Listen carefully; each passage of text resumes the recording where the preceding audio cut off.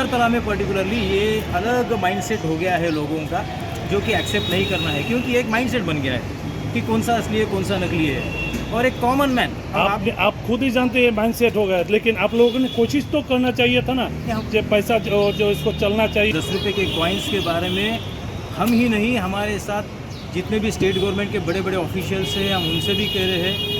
State government of Tripura के साथ भी हमारी बहुत सी मीटिंग्स हो रही है। 10 रुपी कॉइन्स के बारे में एडवर्टाइज हम बहुत जगह पे कर रहे हैं। Reserve Bank has taken the initiative to see that कि 10 रुपये के कॉइन्स चलना है। हाँ, हो सकता है कि हमारे से थोड़ा सा मतलब लेट हो चुका है, हम उसके लिए माफ़ी चाहते हैं, लेकिन ये जो चीज़ है ये थोड़े एरिया में चल रही है, थोड़े एरिया में नहीं चल रही है।